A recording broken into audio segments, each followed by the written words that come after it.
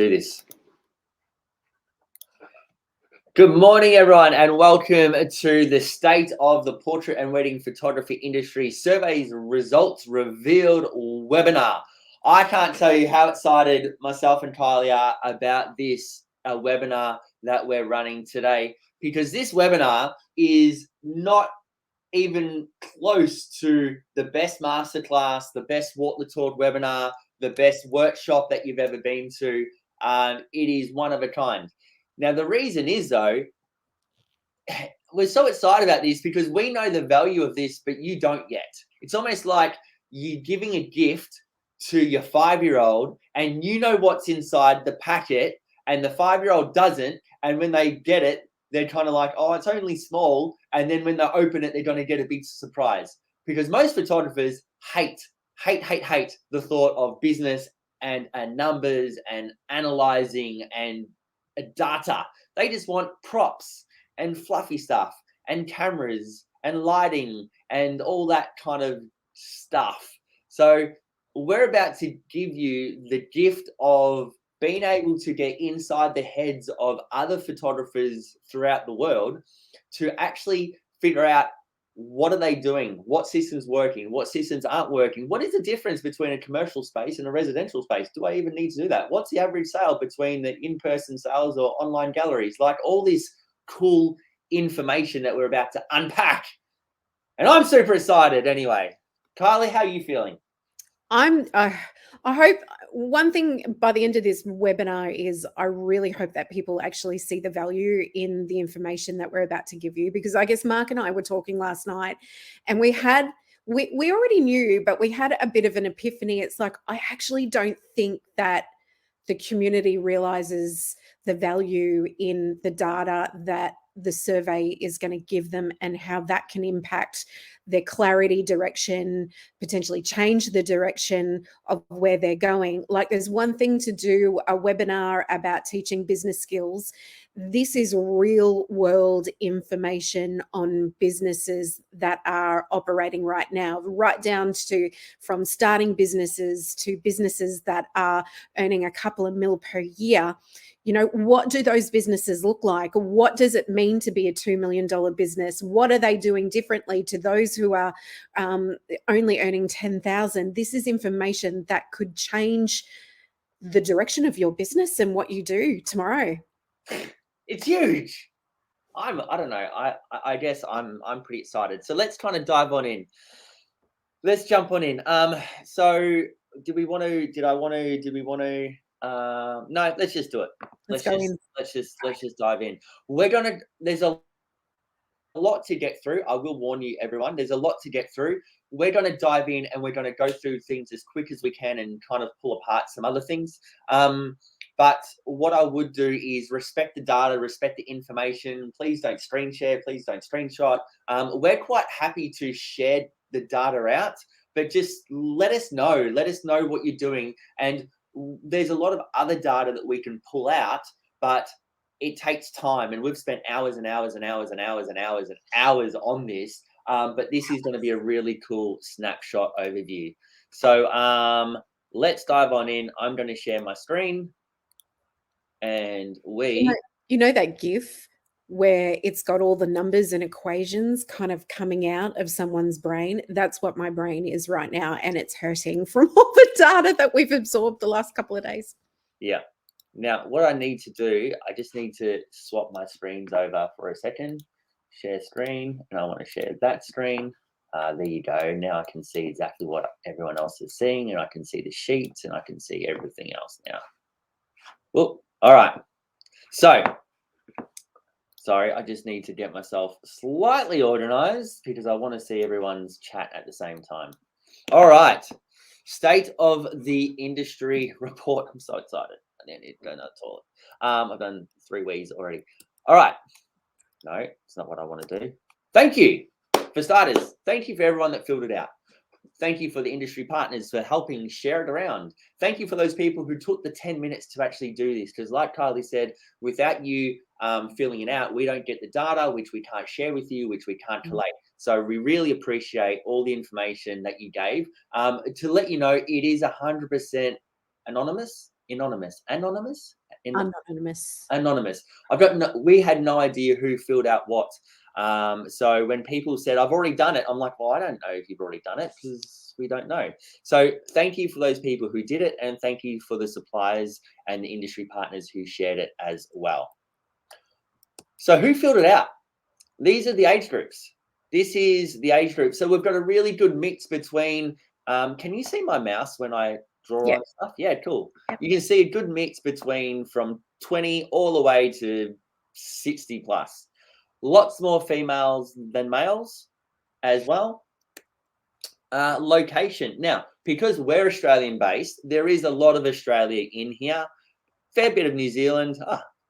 You got the United States, United Kingdom, and Canada. So look, this is a lot more Australian based, but the data is still very real. How long have you been a photographer for? So we've got everybody from just starting out to a really good, solid group of people of 2 to 5 years, 6 to 9 years, 10 to 15 years, and 20 years plus. Like, it's a good kind of balance. So you can't say, oh, this is just for new photographers or for old photographers. It's a really good mix of people that we've surveyed. What genre do you shoot? Again, it's a great mix from maternity to newborn. Couples are in there.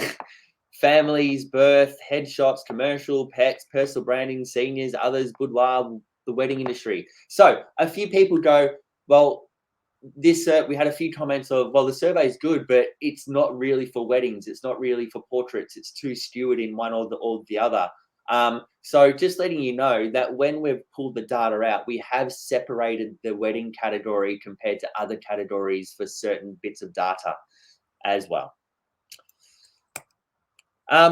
Primary working space. This was really interesting. So we've got a great mix here of a commercial studio space, residential space, shooting on location. What's the ... Kylie? And working from home. And working from home. Cool. So it's a great mix of people. Do you have a second job outside photography? So we're talking to pretty much 70% of full-time photographers. This is what they do day in and a day out.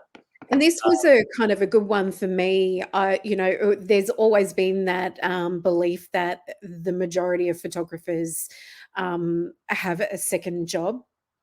Look at how many people are full-time. I think that's really great. So, is that a potential shift in the industry that people are being able to make full-time income out of photography? Because previous surveys in the last 5 years have suggested a large majority of photographers, this is their actual second job. Yep. What about staff? Now he's going to start diving into things.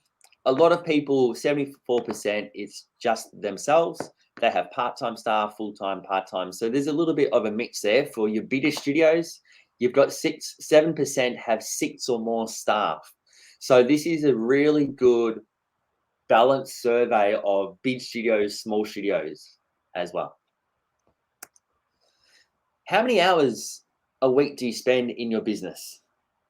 So again, under 10, 11, 50 plus. If you're doing 50 plus hours in your business, we need to have a conversation. You should not be doing 50 plus hours in your business. I think respectfully, in work-life kind of balance, 30 to maybe 49 would be like 30 to 39 would be where you want to sit. Yeah, and I think when we go through some of this data, like, yes, you probably look at this and think this is just numbers. Oh, that's interesting. But this is where Mark and I and our little kind of our spidey senses start going off and seeing patterns. So we can now see that 11% and 18.7% are working more than a standard week. So, what's going on there? That means you're working that hard. And what do we need to change? And how does this correlate to some of the other data that we're about to show you? Oh, what we could get, not now, but what we could get is look at those 50 plus and 49 and see how much money they're making as well.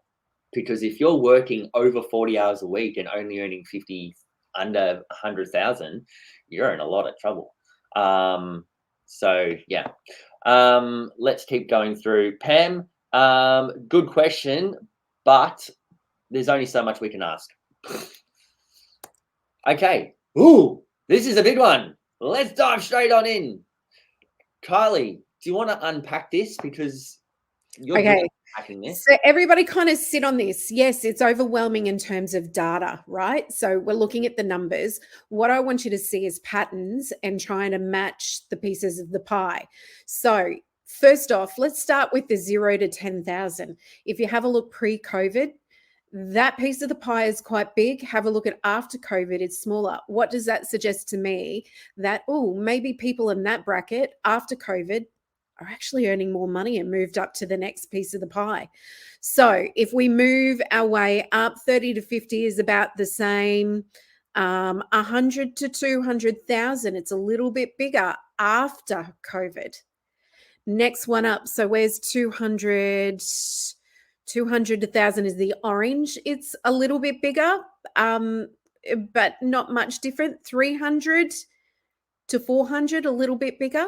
What generally I'm seeing here is that after COVID, people are just making more money. Yeah. So has COVID really affected the photography industry? This to me says it's actually improved. Yeah, totally. That piece of the pie has really shrunk down quite a lot in those areas. And those people are earning more money now than what they were doing earlier. Now that red, see in after COVID, there's a red piece of the pie there. That is either 1 to 2 or 2 million.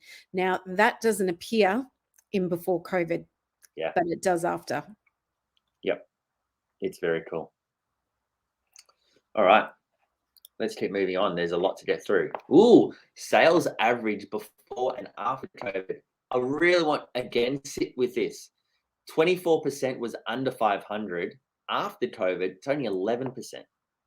So where did all those people go? You can't go much further down than under 500. So they would have had to improve. So look at the orange space, 1,500 to 2,000. It's a bigger piece of the pie after COVID. Now, same with 1,000 to 1,500, 2,000 to 2,500. It's actually the bigger numbers. There's more. 4,000 plus is 4.3%. We're here even get a percentage. So after another indicator that COVID has actually positively impacted. Why could that be? Maybe during COVID, because we've spent so much time together and people were really stressed at COVID. Maybe it actually reconnected families, and photography was one thing that they really wanted to do after COVID. Yeah. And Lou, your question, maybe they're earning more because they have found you guys and are following your methods. Maybe. Let's talk about that one later. All right. You're thinking, Lou. This is really good. Is your business giving you the lifestyle that you want? Go for it, Kylie. I love this. This is one of my aha moments, because someone pointed out last night to us that maybe we are only hearing the businesses that are struggling, and that, you know, they come to us for help. So maybe we're always in that space where we're hearing people struggling. Yeah. And I must admit, this affects me. If you guys aren't winning and aren't kicking goals, that affects me. So this warmed my heart. This really was a aha, that 42% of you believe or have a business that's sustaining the lifestyle you want. Yeah. That is huge. And 41.4 may not have that yet, but are on track. That to me is just as good, because you are positive and you're not far off getting the lifestyle you want. And only a small percentage, 16.5, have said no. Let's work on that. Like, you know, what is it? Why is it no? Let's, you know, this is where we can help, and this data potentially could help you get on a different track. Yeah. If you're a no, reach out, because you just need some direction and some clarity, and you're off and running. All right. This is where I love this one. Let me, I'll unpack this one, Kylie. I love this. This is like, for me, this is what excites me the best. I want just to point out a few things here. All right. The 3 top challenges to achieving your business goals.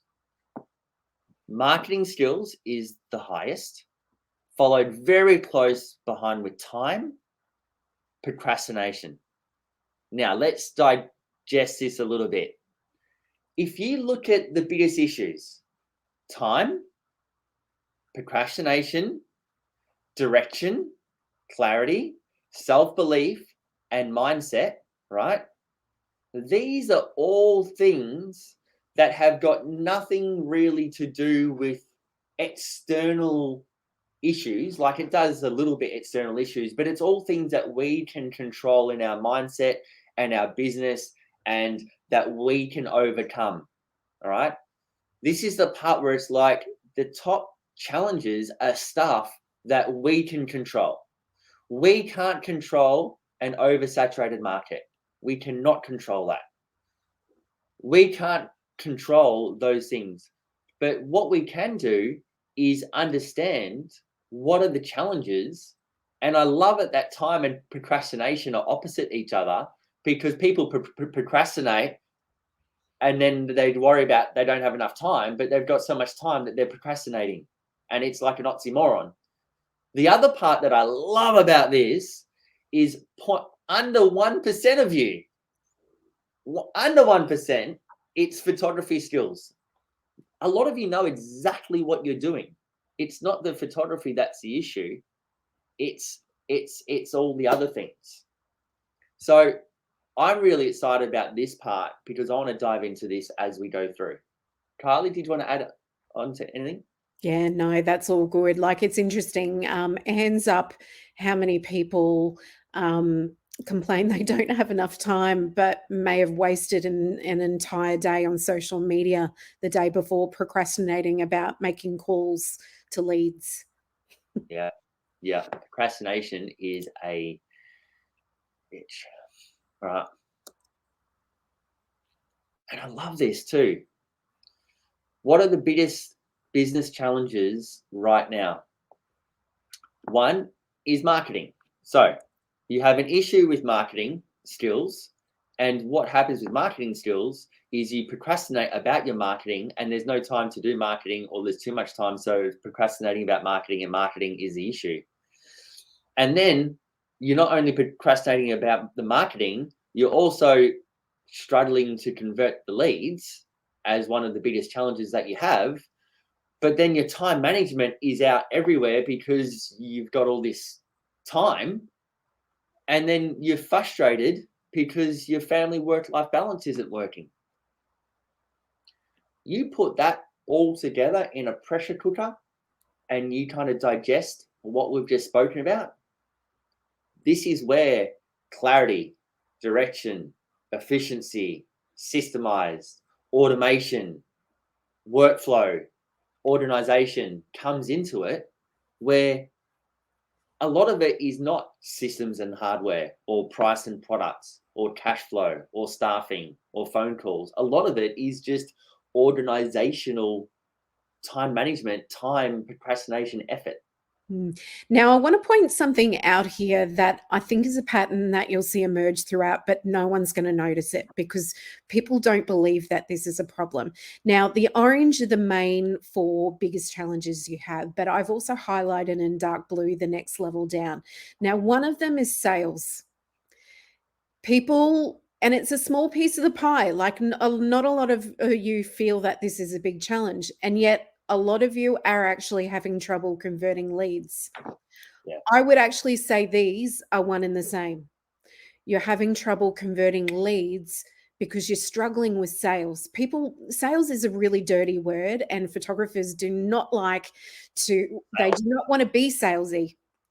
But sales doesn't necessarily mean being salesy.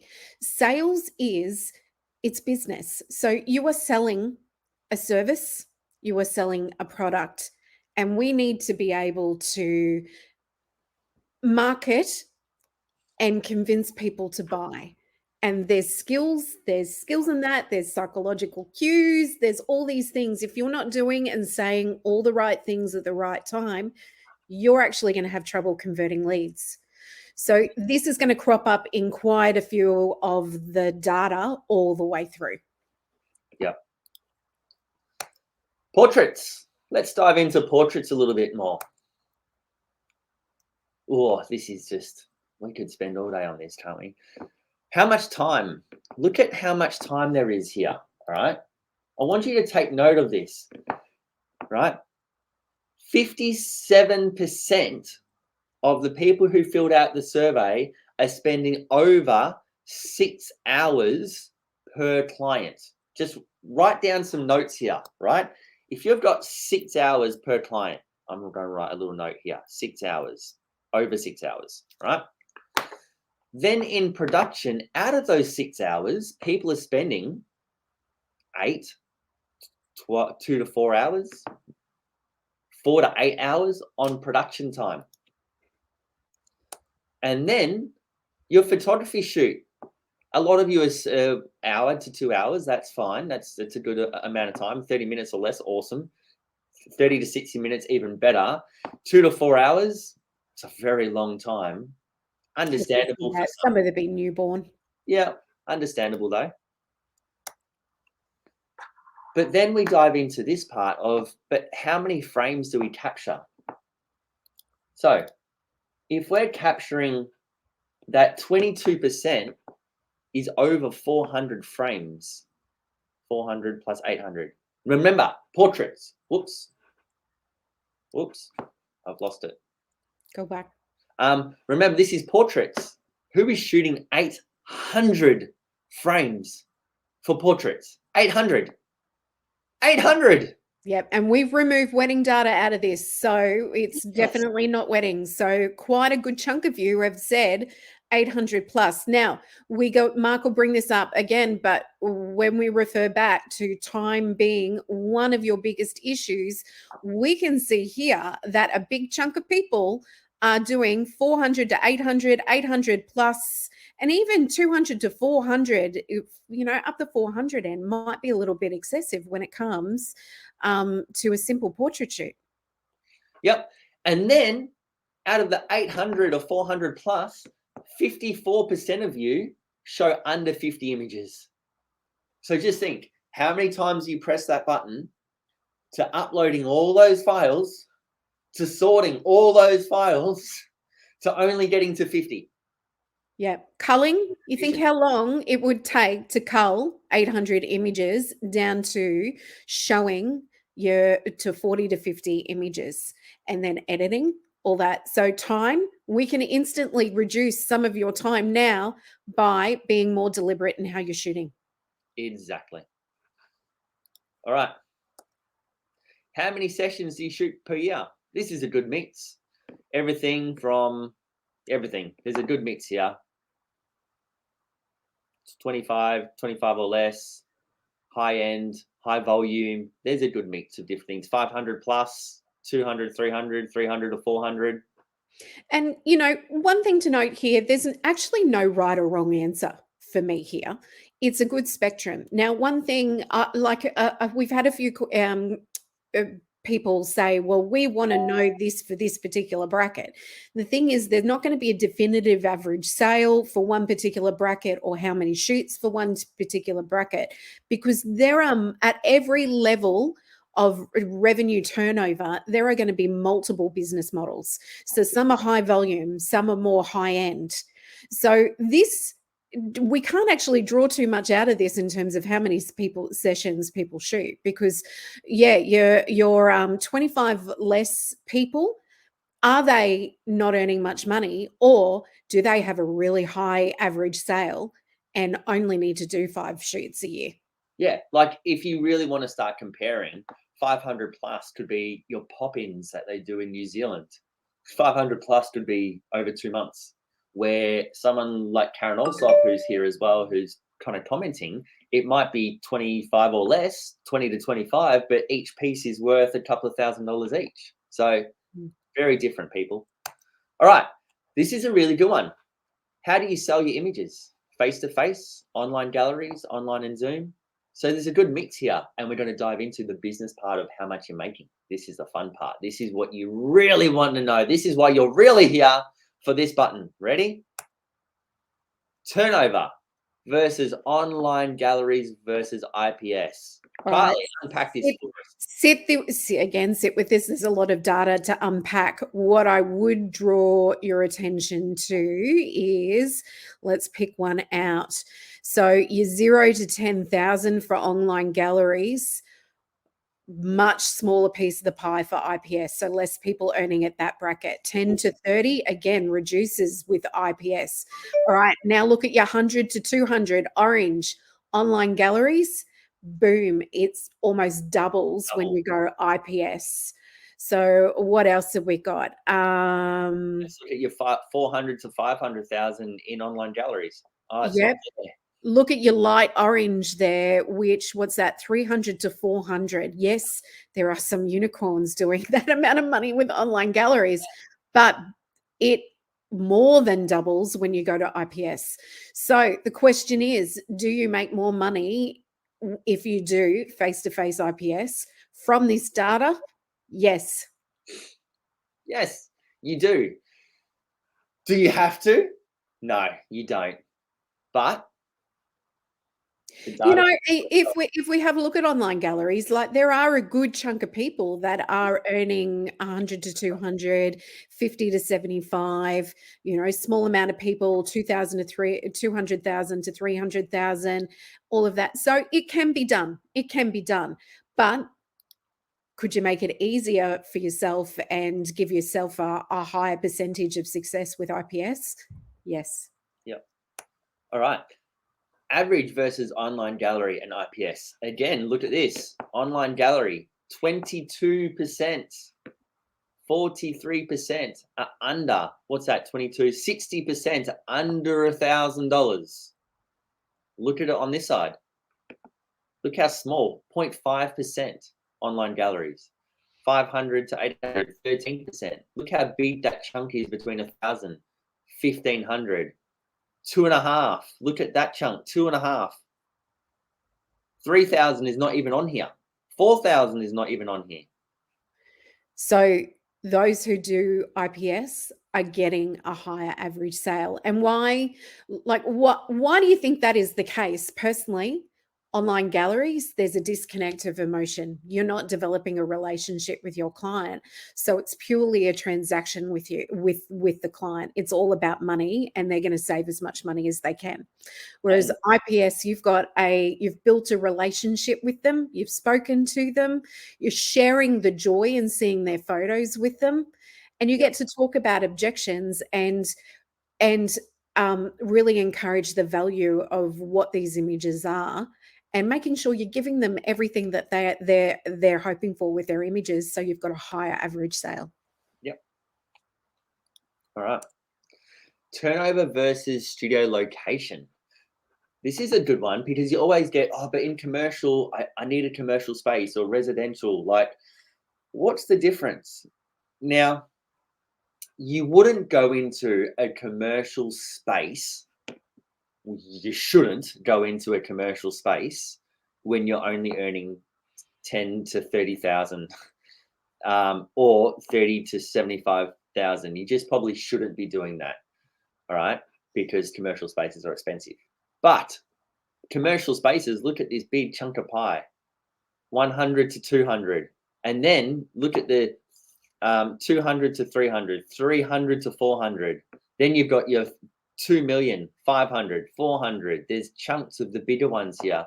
Where on this side, it's all 10 to 30, 50 to 75, 0 to 10. So they're quite low. Then you've got 30 to 50, quite low. There are a few people, you can definitely do it, definitely working from home, earning 100 to 200,000, 100%. You can definitely do that. But getting into the 300 plus, there's a few unicorns there, and we know a few of them quite well. But in general, if you want to really get to the next level and be 300,000 and above, commercial places where it's a volume game as well. Cool. All right. Average sale versus studio location. Again, commercial under 500, is a lot lower. 1,000 to 1,500. Commercial is a little bit lower. 500 to 1,000, it's a bit lower, but this is where the chunk of the pie comes into it. Look at that, 2,000 to 2.5. It nearly doubles. 2.5, that is a little bit more as well. 3,000 to 4,000, and then 4,000 plus. Yeah. So, I mean, it is clear that commercial studios do tend to have a higher turnover and also a higher average sale. But Melissa Elegich makes a good point, and this is kind of where I'm kind of throw in a devil's advocate here.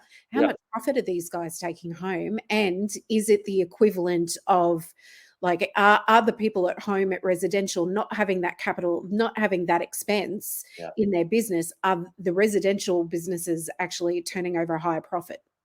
It's not about how much you make, it's how much you keep. Then you got staffing. This is why there's so many variables here. Like, it's not as clear cut as what people would hope it to be. Just tell me what I need to do. You can't. Like, it's not like that. Okay. Marketing. This is Which, fun. yeah, this is super fun. Which marketing channels do you actively use? You can see here that a lot of people go for the easy ones. They go for the easy stuff. Now, easy stuff. Social media is easy. It's easy to have a Facebook page, an Instagram page, and post stuff every now and then. Having a website, just a website presence, is easy. Pardon me. Referrals and the word of mouth. It's easy to go, hey, do you know anyone that knows what we do? Do you want to come back to us? You know, expecting that. What is harder? Blogging, media, email marketing, strategic alliance, expos, family of the month, community markets, prints, paid, book projects, charity auctions. They're the stuff that takes more time to get done. Then we move on to, what are your top 3 lead sources? Kylie, do you want to add to this? All right. So what's really interesting, and it relates to the previous one, we have to kind of make some assumptions now on why these lead sources are the case, because we don't make a direct correlation to what the turnover. So those people who rely on word of mouth and referrals, which is a big chunk, what is their turnover? I would make a prediction based on the pattern of what we've seen so far, that those who rely on word of mouth and referrals are actually going to have a pretty low turnover. Facebook, Google website so they're the other ones. Again, like Mark said in the previous slide, they're high because they're actually easy, but are the people relying on those actually having a high turnover? I reckon if we were to pull out, say, Expo's strategic alliances, and they're a really small chunk, but the businesses that are working hard in those spaces, are they potentially doing the higher turnover? Because what I'm seeing here, well, lead sources, yes, a lot of those, but in the previous slide, a lot of people doing website and Facebook and social media, big chunk of the pie. That means a lot of photographers are advertising in that space and it's oversaturated. Maybe a good cue from this data here is you should be looking at the other marketing strategies, because less photographers are focusing on those. When they zig, you zag. Don't get caught up in the midst of everybody else. Okay. How many marketing campaign promos do you have going at any one given time? Under 1? Kylie, go for it. You're just fighting at the top. Just let it out. Let it out. Let it out. Where I get into the data that really excites me. Look at this. I was blown away by this. 65.8% of people are doing one marketing strategy at any given one time. Now, we are talking not just a single promo. We are talking any of your special offers, family of the month, giveaways, strategic alliances, sending out emails, social media campaigns. We're talking anything. So many of you are just doing one.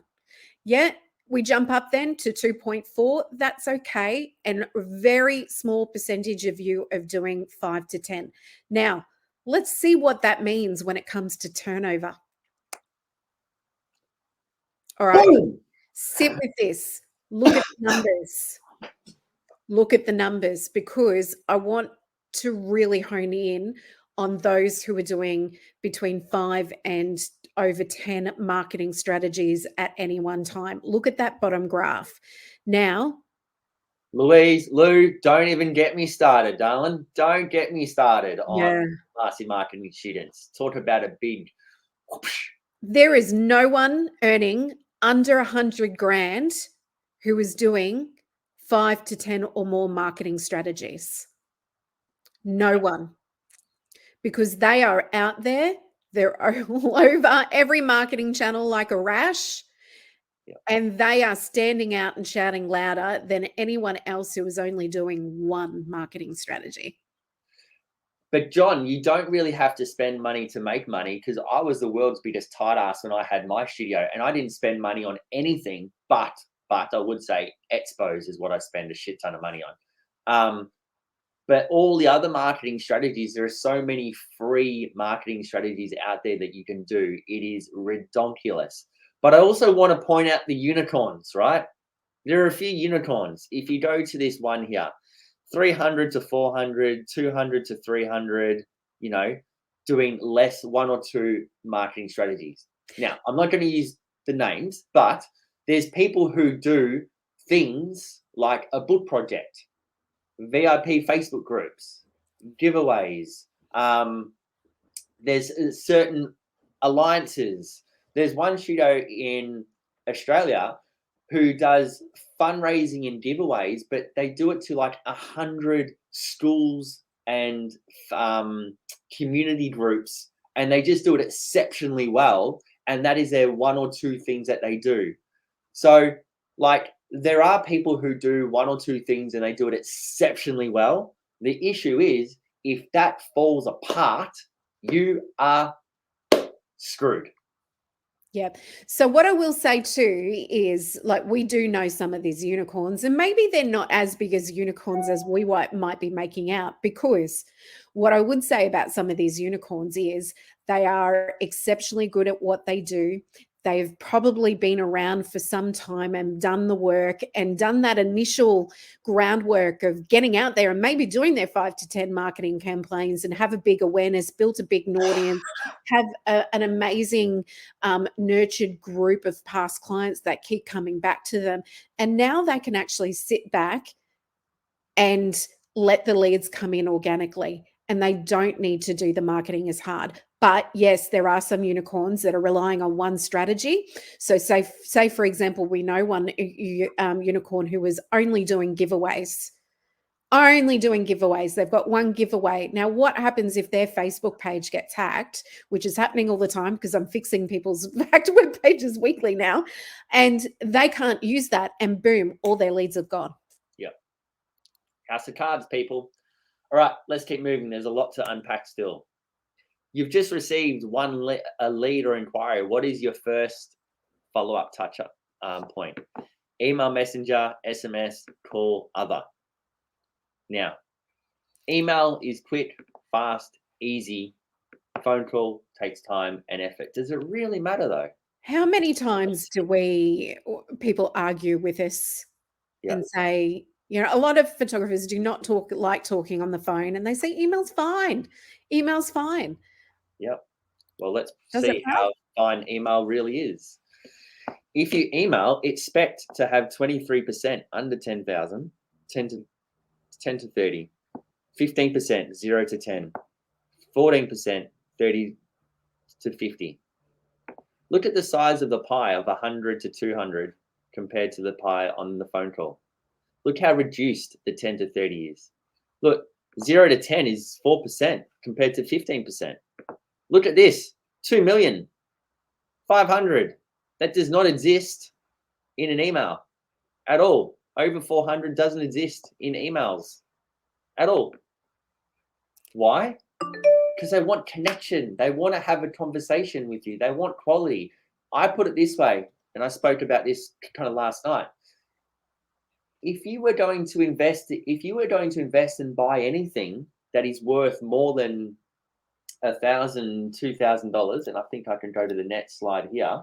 Yes, it is. if I'm going to buy something of value, I'm not going to send a Facebook message to someone and get the message back and go, yes, I would like to pay $2,000, $3,000 for your service. Thank you so much. I'll send you some details. I want to talk to them, have a conversation, build rapport. I want to know that what I'm buying is good quality and service and product. And the results show. Yeah, I think there's a bit of psychology around the price points, around price points of a particular product and what people are willing to spend when they just engage online, as opposed to what they're willing to spend, whether they're willing to spend higher on a phone call. So, for example, people are quite happy to message someone if the price point is 500. Yeah. Because, take it or leave it. 500 is fine. It's disposable. It's fine. But if they're looking to spend, or if you are asking them to spend up to $3,000 to $4,000, they're going to need to talk to you on the phone. So this is where remember, converting leads was one of your biggest challenges. If you are only email and messaging people in the first inquiry and you're having trouble converting leads, then there's a correlation in a decision that you need to make for yourself. Yep. And then the next part is with the question, Alana, that you're asking now. Great question. Here's your answer. Sit with this for a little while. Sit with this. All right. So this was a point that I really needed to make, because, again, as well as people arguing with me over phone calls, the other argument is how many times you follow up. And so we've broken this down into from 1, 2, 3, 4, 5 to 6 to 8 to plus, because I want to know at what point does it start impacting. Now, a lot of you only follow up once. Now, really, yeah, there's a few unicorns in there at your 200 to 300. How small it is. But a lot of them are small numbers.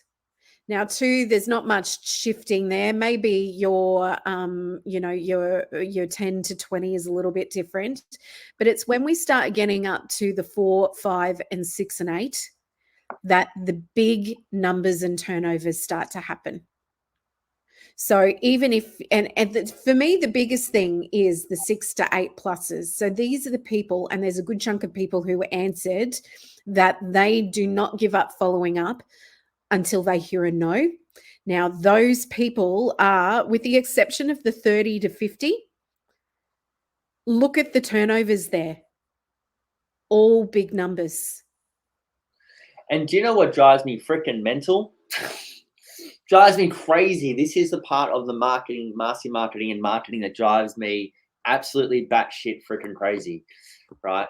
Is that we spend so much time creating brochures and booklets and flyers and landing pages and websites and campaigns and family of the season and family of the month and giveaways and model calls and Mother's Day, Father's Day, Christmas, all the other marketing strategies that you can think of.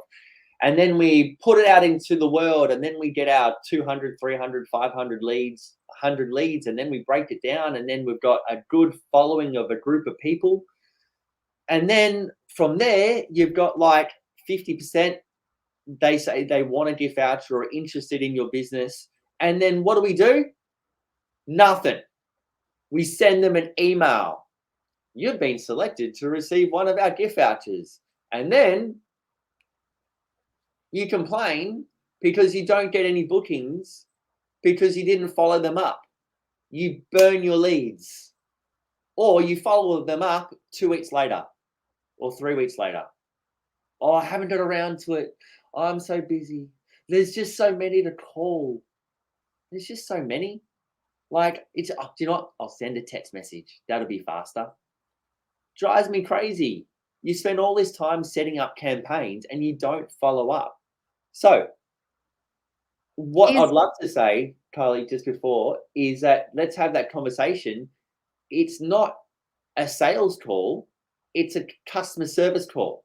Can you elaborate on that? Because I think you do that really quite well. There's this weird psychology that happens with us that we feel following up a lead is a sales call. It isn't. The customer has requested information from you. So it's a customer service call. Now, I actually think it's bad customer service if you try once and don't get through to them and not do it again. To me, it actually, if a business did that to me, now I was explaining last night that like I'm on Zoom calls every single day. If someone tries to call me, highly likely it's going to go to voicemail. You're not going to get me. Maybe even if you try a second or third time, it's probably still going to go to voicemail. So I've actually a few times for those businesses that have called me the fourth and fifth time and finally got in through, I've said to them, thank you so much for persisting because my weeks have been complete and utter hell. And you have persisted and followed through. And I'm thankful of that. Remember, like think of ours, all the mums out there, we're so busy, running businesses and running after kids, doing everything. Dads as well, you guys, running businesses, families, like it is tough. Remember, that's how our clients are. From this data, I've kind of always said 4 is a bit of a sweet spot. 4 follow-ups is a sweet spot. I will probably change that I actually think you need to be following at least 5 to 6 times. And yes, daily. And how often? Yeah, exactly. How often? If Daily. I get an inquiry, call them straight away. Like if they don't answer in the morning, call them in the afternoon. Just say, hey, I missed you. Give me a call. Do you know what we used to say? And this is a little bit different because it was myself and a team, right? I used to say on the phone, goes, look, clearly I keep on missing you. Can you do me a favor? Can you call us when you're ready? We are here Tuesday to Saturday between 9 and 9 p.m. and between 9 and 5 and the late after hours on a few days. Give me a call when you're ready because I'm always here. So I always really encourage inbound calls as well. So Louise, at what point does it become stalking? What I would suggest that there's a little bit of a block there that you might need to reflect on, because is it stalking if they've made an inquiry and it's a customer service call to give them that information? So this is that's kind of looking at it. Yes, if it's a sales call, it's probably is stalking. It's a customer service call. They've requested information from you. So what I would suggest, if you're getting up to the 6 to 8 calls, yes, there's some people who will keep calling until they say no, a hear a no, but there might be a decision after the 8 calls where I know a lot of photographers will send out an email and say, hey, we have been unable to reach you.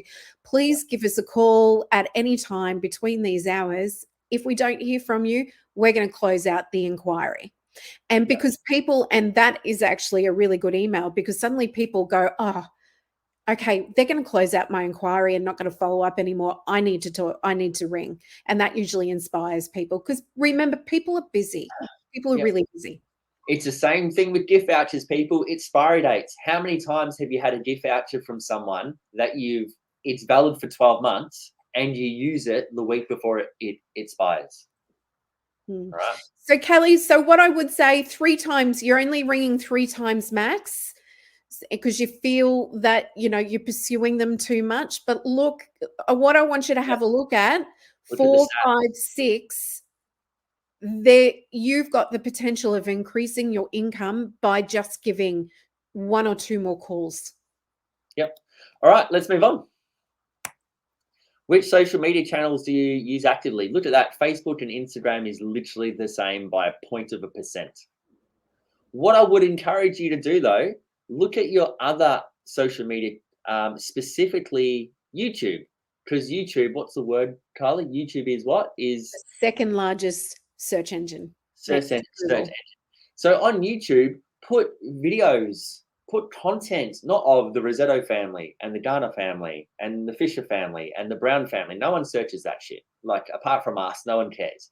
But put like Brisbane photography locations, Brisbane summer times, top 5 put interesting content. Then you've got your LinkedIn is huge for your personal branding and headshots. And TikTok and Reels is a lot of fun with a lot of personality. Just follow Jade from South Australia and you'll realize that it's a whole nother world. So, yeah. All right. Do you use paid advertising? If so, which ones? Carly, this one's on your side. Yeah, a lot of people are using Facebook ads and Instagram. So, you know, there's a little bit of a chunk there of Google ads, paid directories, print, and you know, there was a few little random ones that you guys put out that I put into other. Now, look at this. What I draw from this, there are a whole lot of you doing Facebook ads. That actually makes it harder for everyone. It's an oversaturated space. Everyone is putting ads out there at the moment, and the cost of Facebook ads is going up. So I would be looking at, and Jeff, does anyone have success with Google ads? Now, the reason why kind of Google ads dropped off the face of the earth is because Facebook ads were so cheap. I reckon Google ads might be a good place to revisit and test and measure, because I reckon the cost of Google ads and Facebook ads are on par at the moment. Yeah. All right. Industry. Let's just look at some industry stuff. Now, when we talk about industry, there's a lot of information about what print labs you use. But what it does do is highlight certain print labs. So we're not going down that road with this because it's can be kind of detrimental, or it could be positive for some people, depending who filled it out. We've got that data, but we just wanted to share some simple ones for you. First of all, what are the top 3 selling products? This is for portraiture. Obviously, digital files is the biggest one, but understand framed, matted prints, framed art, albums, canvases, block canvas, folio box, wood prints, blocks. These are all the things that we've been saying for a long time, and anyone that's done coaching with me knows that you've got to sell A plus B plus C plus D plus E, which is A is your collections, B, individual wall art, and then you've got your boxes and your albums and your would you like fries with that and products. So you need to have a good range of products that you're going to sell to your clients. The cost of goods. Now, I've done a lot of your price lists, so I'm actually quite proud to say that a lot of you who were my clients are at 5.5, 15%. So you're that under 10%, between 10 and 15%. That is where you want to be.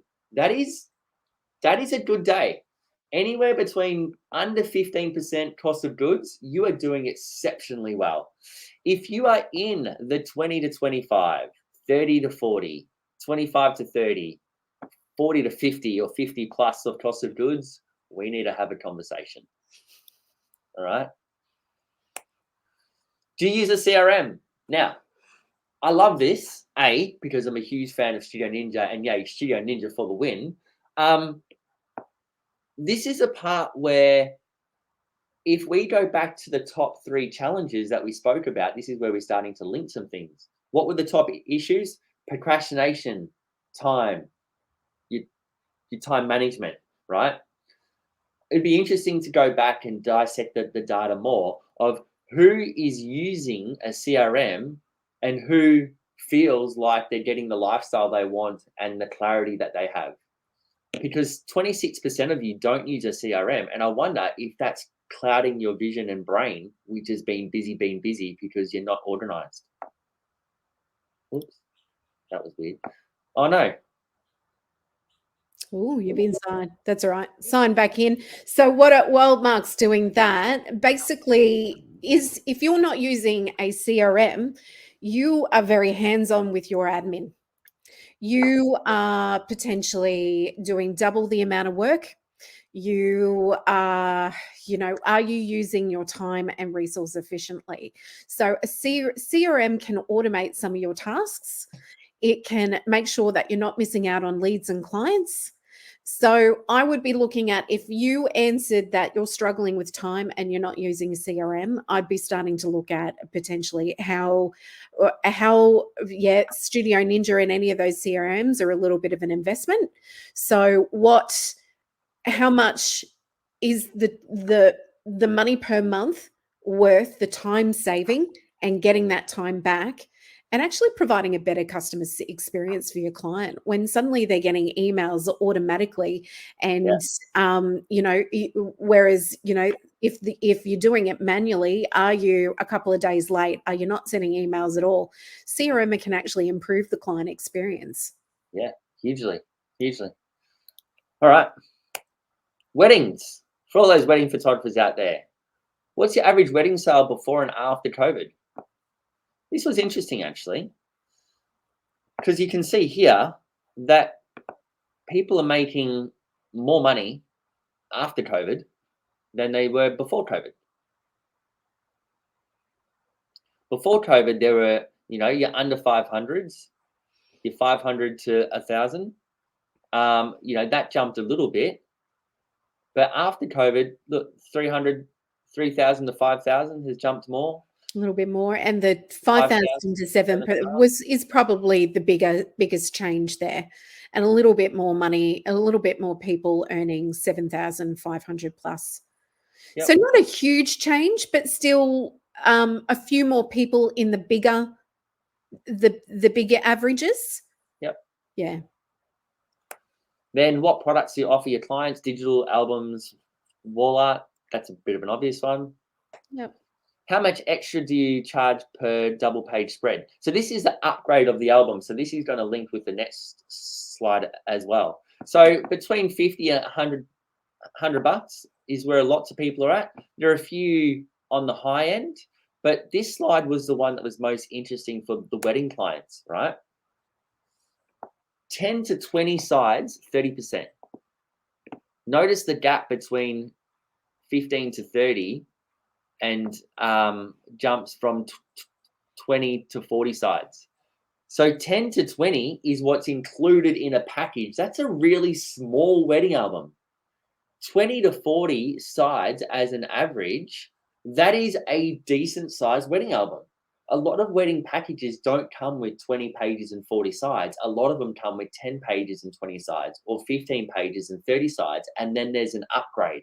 So it shows that 30% of people are leaving a lot of money on the table because they're not upselling the wedding album as well.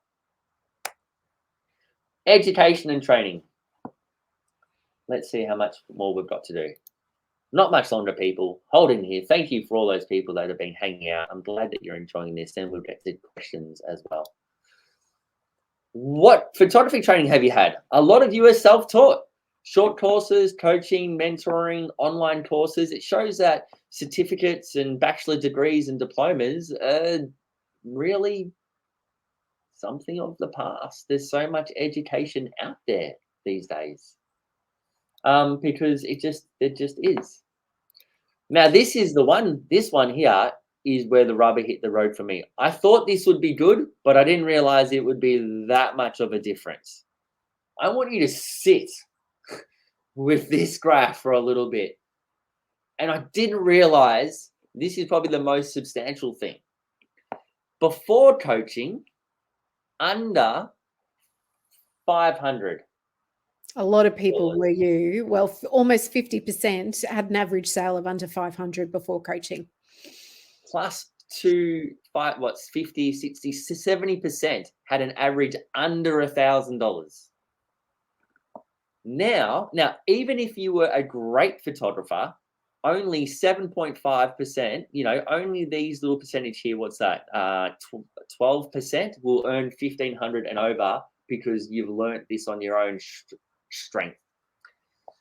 The reason why coaching and education works. Now, I just want a disclaimer here. It's not just me and Kylie. I'm talking about coaching of coaches and mentors all around the world. So your Jerry Jonases, your Sue Bryces, your Kelly Browns, your Megan DiToprios, everyone. Your Mark Rossettos, your Kylie Gardners. Yeah, right? This question was open to any coach, any coach. And then look at the after. It just grew. Look at that. And what I do think, how with the numbers were really small with people getting formal training, that meant that more people are looking outside of formal education institutions to get that training, and coaching being one of them. Yep. And this is a huge thing. And I guess the reason why, if you haven't done coaching, now when I say coaching, online coaching, training, one-to-one, mentoring, accountability, or whatever it is, like if you haven't done any of coaching with working with people like myself and Kylie, look at the numbers. The numbers speak for themselves. You are a lot of trial and error for no reason when you can be taught by people that have paved the way before and can skyrocket your business. All right. So what does a $300,000 studio look like?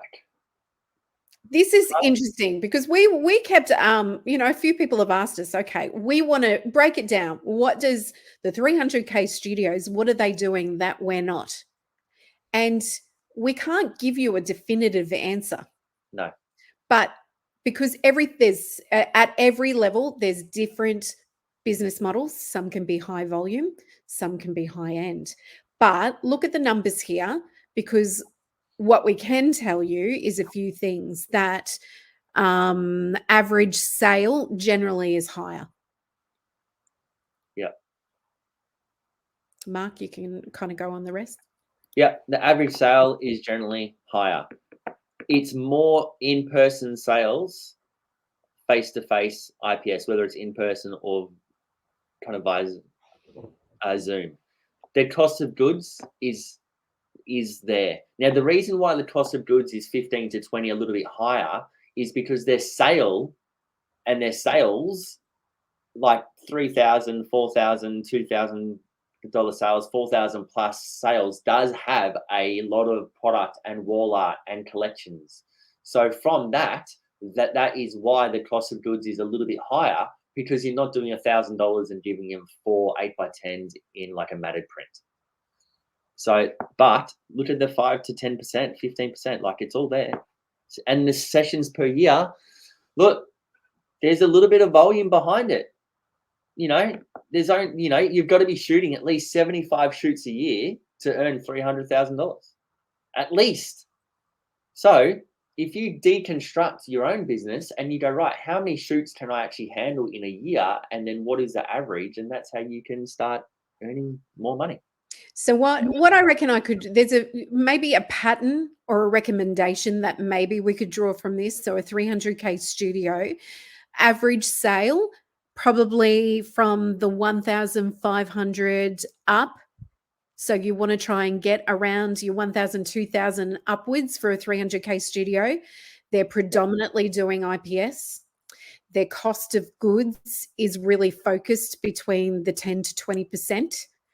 And the sessions per year probably is more on the higher volume side. You're on 100 to 200. All right. John, you want to do 75 sessions for 3K. Yeah, So probably you're looking at, you make sure your cost of goods is really low and your average sale is incredibly high. All right. So summary. What does this all mean? What is it like? What do we do from here? Let's have a bit of the lowdown. The summary is, you need accountability. You need to be accountable to someone, because people can't be accountable to themselves. You look back, what's the biggest issue? Time, procrastination, time management. You're fluffing around trying to discover things. So accountability is what you need. Time management is what you need. People are spending too much time with their clients. If you're doing over 6 hours and you're pressing the button too many times, and then you have to cull, and then you're editing, and then your production, and then you're selling, and you're like, efficiency of time. This is where you're shooting to sell, shooting for success, shooting for the end product. Like, you need to streamline your process so that it's going to be quicker, faster, easier. Connect with your clients will give you a higher sales average. It's really obvious there. You need to connect with your clients. The more people that connected with their clients, the higher the sale average is, and to jump on the phone. It's not about photography. Less than 1% of you have issues in the photography space. It's not about photography. It's about your business. Talking about business, there are multiple business models and workflows. There is not a, if you just do this, you'll be successful. If you just do IPS, if you just do Zoom, if you just do that marketing strategy, if you just do Facebook ads, if you ever work with a coach or anybody of going, just follow my price list and just do it my way and you'll be successful if you just do this. Say, I'm calling absolute bullshit on that, because you need to define the right business models, products, price list, workflow to suit you, your lifestyle, and everything else. You need to have multiple marketing strategies at any one given time. You can't have all your eggs in the one basket. Carly's favorite, follow up your leads and get on the phone. Coaching and mentoring, it gets results. We have paved the way for you. We have resource after resource after resource and stats and information that we can help you with. And you can learn from some of the best photographers all around the world. Jerry's, the Kellys, the Sues, there's just everywhere. No more excuses. This is the biggest thing that I think from the Master Marketing Accountability call last night. Everyone was very quiet because everyone had a big slap in the face to go, oh, yeah, no more excuses. The numbers don't lie. And the last point, unicorns are real. Yeah, there are unicorns. There are unicorns. Because we'll often, like, if someone might say to me, oh, but blah, blah, blah doesn't get on the phone and just emails clients. Well, yeah, there are those exceptions to the rule. There are those exceptions, but usually there's a reason why there are unicorns, that they're absolute rock stars at what they do.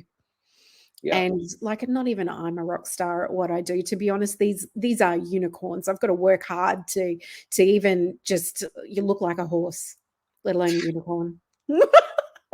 That probably wasn't the best analogy. We get the general stuff. All right. So what's next? You guys have got some homework to do. All right. Action items. Here's what we'd suggest. This is what we suggest. All right. Make sure you have the right business model with the right products and the right price list. I cannot stress that enough. Like I said, unicorns are real, but make sure you have the right business models with the right products and the right price list. That's what the photography business blueprint's all about. Map out your client experience. Educate, automate. Some of you have been doing business for 2 years plus, 5 years plus, 10 years plus, 15 years plus, and you're just in a habit. There are so many awesome software, programs, information out there that educates your clients and automates the system with Studio Ninja. Like, imagine editing software that we did the Walk the Talk webinar the other day for weddings is like, blows my mind. Time management. Do an activity audit. I used to do this thing called productivity sheets, and everyone loves a productivity sheet. Like, not. So one thing that I've always done with my time management is, you do that activity audit, have a look at what you're doing all the day, but then I prioritize, okay, what are my money-making activities? They're the ones I need to do first. So what are the activities that are going to lead to a sale or lead to me sending an invoice that's going to bring money in? Prioritize that, because sometimes we tend to focus on the activities that are actually got zero return on investment. We think they're important, but they're actually not leading to anything. Creating reels all the time without call to action is a waste of time. List 5 opportunities to improve your client experience. So go through the map out the client experience and find 5 opportunities to improve the client experience. The workflow, the system, the education, the booklets, the brochures, the videos, the welcome videos, the landing pages, all different things. List 5 to 10 marketing campaigns and strategies that you can dive into. Now, if you're on the Master Marketing course, you have probably 50, 60 strategies. Actually, I did an 80 strategies of different 80 marketing ideas I've got here. I want you to go through, rewatch that part of the course, the Master Marketing people, and highlight which ones that you can take effect in. And I divide it by what are your quick wins and your long-term goals. Start creating more marketing strategies. Kylie, this one's yours. Get on the phone. Just get on the phone. Talk to your clients. One thing I do, and I take good pride in, a lot of my clients become my friends. Yep. I love building relationship with my clients. And Like, I couldn't imagine only ever emailing people and only ever liaising with people via email. I want to talk to my clients and get to know them. So I think it should be the same with you, because I think you have better relationships, and ultimately they will want to spend money with you and you will have to sell less. So the sales gets removed when people want to give you their money. Yep. But they only do that by building rapport with you. Get on the phone. Yeah. List 5 opportunities to optimize your shooting workflow and increase the sales. This is like shooting for success, shooting for the end product in mind. Get a photo of the wall you're shooting for. Find out what colors suit their home. Find out what you're shooting for. Find out what products they like. Find out if you want to shoot for an album. Like, all these different things will help you know how many times you need to press that button to go in that product, to sell that product to the client, and to have a really beautiful workflow experience. Fundy, ProSelect, PickTime. There's awesome software that you can streamline all of this, and it looks amazing. Last one, go get a coach. Join the Professional Photography Business Network Professional Photography Business Network Facebook group. Like, Kylie and I, we think we're pretty good coaches. We've done this a long time, and I think we get some great results. If you don't like us, that's fine. Doesn't have to be us. Go Doesn't have to be us. So, you know, you've got to find the right coach for you and who you resonate with, and who is going to inspire you to build your business and take action. So that doesn't necessarily have to be us, but you should try us first. Yeah. And just be careful with other coaches. Just put your bullshit kind of radar on and make sure you do your homework at the same time. So just get to know them quite well. Like I said, I've got a lot of friends in the industry now that are good friends because I've coached with them, worked with them, done Facebook groups with them, accountability calls at stupid times of night, and we have a grand old time. So what's next? And we're going to wrap this up in just a moment. What's next? Make the changes you need to make to build the business you want to build. Do the work. The numbers don't lie. No more excuses. Like, I really hope that some of you, this is just a wake-up call of stuff that you already know, but it's finally, you've heard it in a way that we've delivered it totally different. We've never done this before, that it's really resonated with you.